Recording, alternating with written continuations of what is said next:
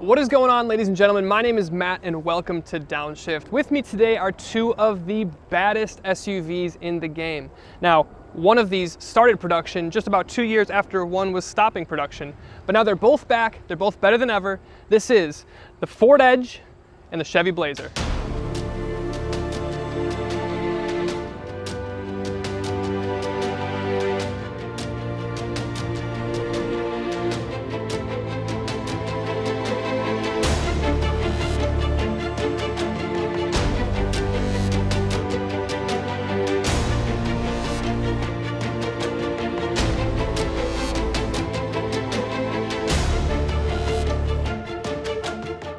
And before we start, I do want to take a minute to stop and thank my subscribers for following and supporting the channel. You guys make this all possible. So if you are watching this without being a subscriber, I would love to have you go ahead and hit that red button, hit that notification bell so you can stay up to date on any new head-to-heads or individual reviews coming to the channel. Now, both of these are some of the best that America brings to the table. They're aggressive and edgy, but they're also luxurious and refined on the inside. Think of them like John Bender from The Breakfast Club. He's got a tough and angsty exterior, but he's a sweetheart on the inside.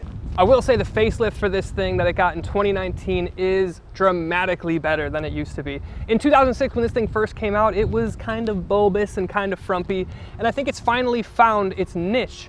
I don't know.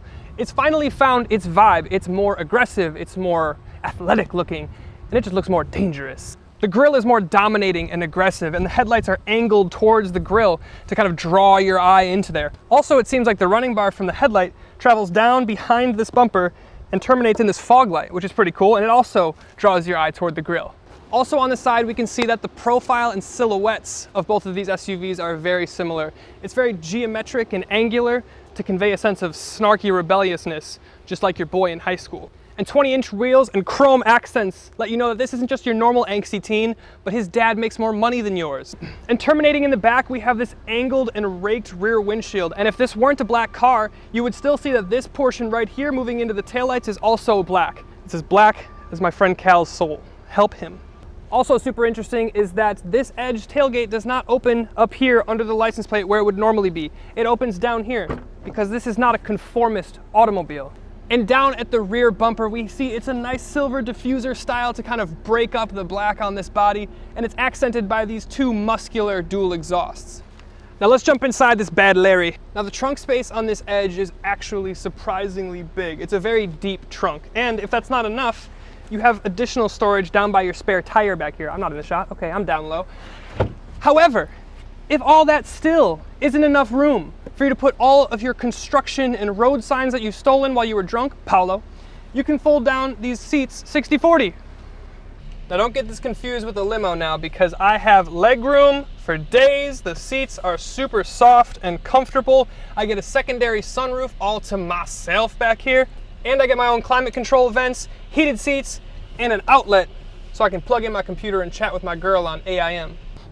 Okay, girl. Okay, damn. Damn, that's your man? Doing all that car shit? He cute. He cute. The key is to have fun with filming, people. Now, moving up to the cabin, my eye is immediately dominated and drawn to this little section right here, the center stack.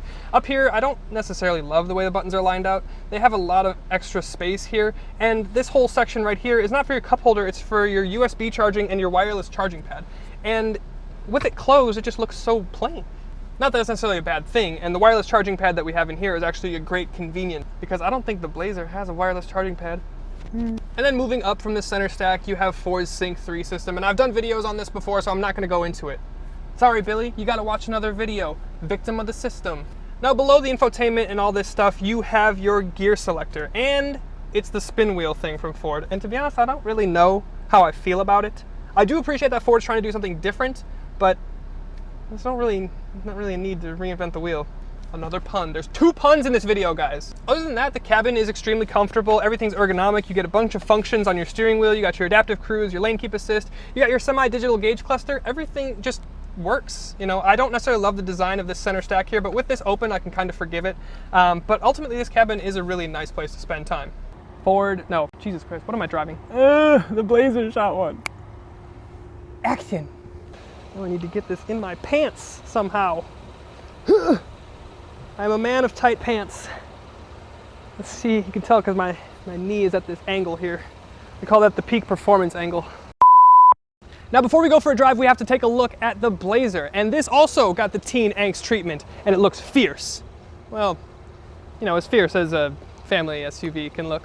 I actually really do like the look of this SUV. I like it especially in the red and black RS trim that all the other real journalists got, but you know, it's okay. 5,000 subs is way to start, buddy. I'll leave. Cute. When the winds of change roll through. Stop. All right, that's enough. You're refreshing but annoying.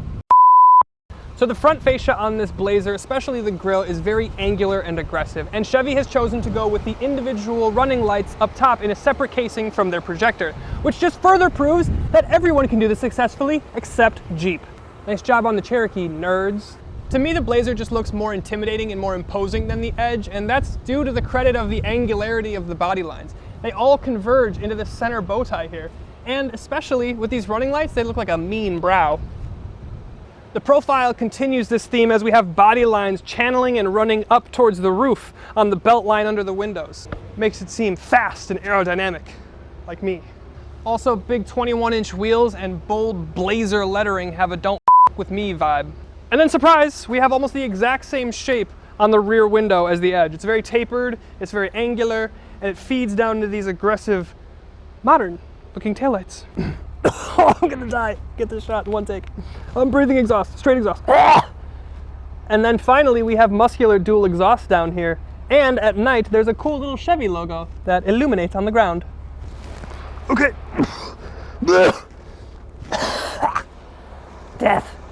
And then as we jump into the trunk of the Blazer, we can see that it's a pretty good size. There's a lot of accommodation here. There's additional cubbies on each side of the trunk. You have this luggage rack thing.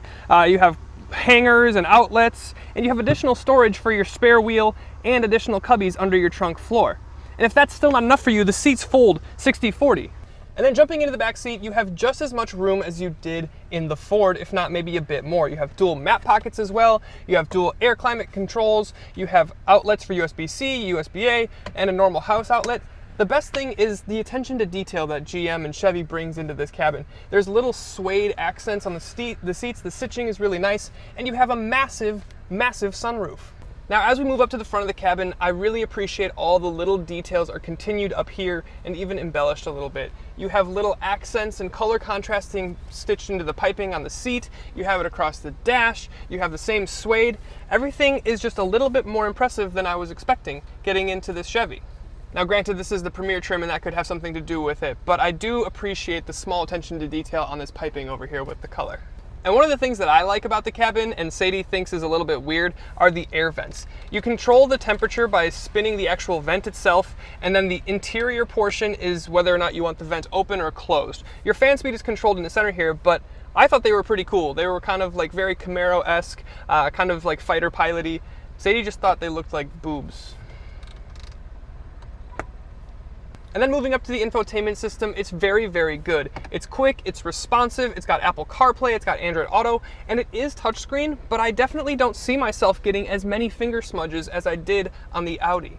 The only thing that I'll complain about that the Ford had that the Chevy doesn't is that there's no wireless charging pad. There's a great space for cheese curds right here, but it doesn't charge your phone. And finally, we'll talk about the center gauge cluster. This is the semi-digital cluster. You have analog readings for your RPM, as well as your fuel and your engine temperature, but the center is all digital, and you have a myriad of options to choose from as far as what you want to see.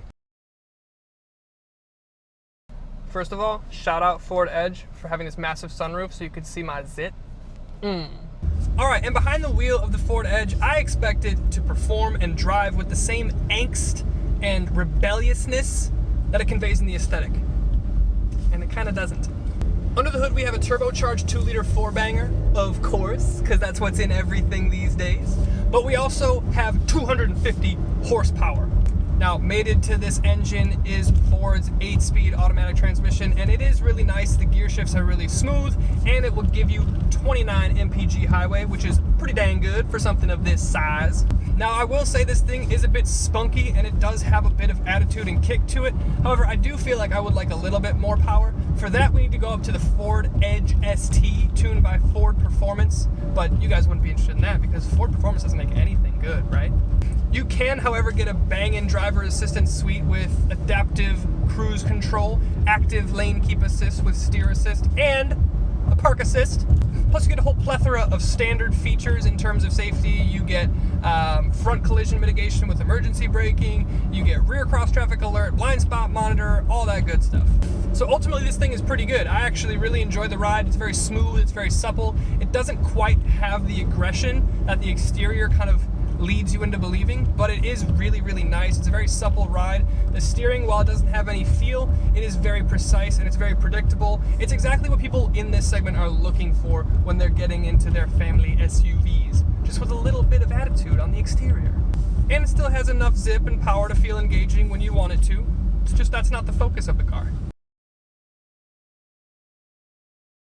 All right, and immediately behind the Blazer, it's a little bit different feeling. Where in the Ford, you felt like, yeah, I'm the baddest kid at my school. You get in the Blazer and you realize you're in like another school's party and their bad kid is just a little bit badder than you. So now this has a lot to do with the fact that there's a 3.6 liter V6 under the hood of my Premier trim. That engine is reserved for the Premier and the RS trims. Everything else gets a Turbo 4, which is the same engine that's in the EcoBoost, which is probably why this feels a bit more peppy, a bit stronger, and a bit more rebellious. This V6 makes about 58 more horsepower than the Edge at about 308 horsepower. Now this also results in about 3 less MPG than you will get in the Ford at about, I think, 26 highway. However, as an enthusiast, I don't really care. I'm not going to notice a difference of 3 MPG highway. I would rather have the more spunky, the more powerful, the more angsty powertrain. And additionally, this thing can tow 1,000 more pounds than the Edge. The Edge tops out at about 3,500. This is 4,500, so that's pretty good too. One thing I will complain about with this Blazer though is the way that you change drive modes. You have a 2-wheel drive, you have a 4-wheel drive, you have a sport mode, you have like a slippery snow ice condition mode, and then you have a trailering mode. However, it takes like 13 seconds for you to change from 2-wheel drive, then you have to go to 4-wheel drive, and then you have to go back to sport. So it takes a long time to get from normal 2-wheel drive to sport mode, and that's just a little bit annoying. Now, like I was saying, this Blazer is more powerful, it's more peppy, it's a little bit more fun, but it doesn't come without its drawbacks. We have the drive modes, and then additionally, I was driving Sadie to the airport this week, and the sunroof was rattling really bad. That luggage rack in the back, it's not super sturdy. Like, it does what it's supposed to do, but it also rattles if you don't have anything leaning up against it every once in a while. It's just small little niggles that come in that just kind of detract from the overall experience. Like I said, this interior and the design here is honestly, I really like it. I think it's upscale, it's classy, it's a nice design. I appreciate it. And then to have those little things wiggling around and rattling around just kind of deters from the experience. Turn into sport mode.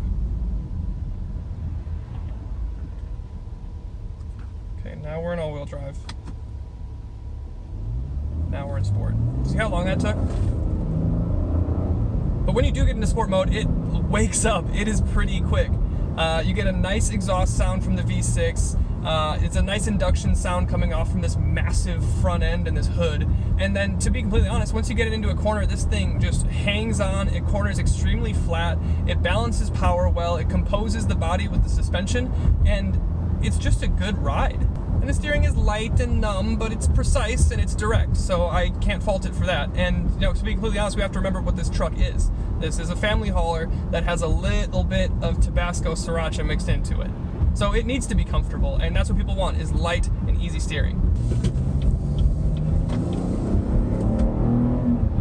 So ultimately, the Blazer is just a little bit more fun of an option. It's got more engine, it corners better, it's a little bit more sporty oriented, and that's kind of what GM and Chevy wanted to do from the jump. That's what this Blazer is supposed to be. When this Blazer first came out, all the journalists were saying, oh, it's the Camaro of SUVs, and it kind of is. Not really, but I would love to see a Blazer SS. And to keep this in mind and keep things in perspective, the Edge that I drove this week, also not a V6. If we want to go head to head, we really need to test this against the Edge ST. Now, ultimately what it comes down to is these are some of the best SUVs in this segment, and you're really not gonna go wrong with either one. It comes down to a matter of preference, as it always does. If you want something that's more sporty and performance oriented and a little bit sharper, more aggressive looking, you wanna go with the Blazer. But if you want something with a little bit better ride quality, a little bit more refined interior, you might wanna check out the Edge. I hope you guys enjoyed this video. If you did, go ahead and hit that subscribe button, hit that thumbs up, leave a comment. You guys know the drill. Also, make sure you hit the info cards here and here if you want to see some of the baddest off-road trucks, duke it out. And if you want to see some of the best from BMW, go toe to toe.